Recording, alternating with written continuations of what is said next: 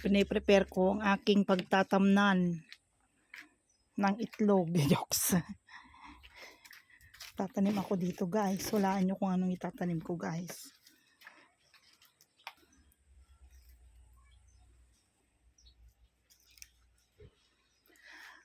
Nagpudot. Wow.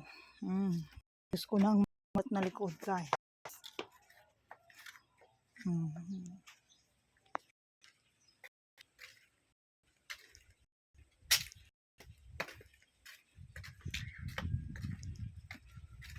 Gagawin kong garden talikod bahay. O diba? Dito ayusin ko din yan. Susunod. Para dito magiging garden na. Ayan.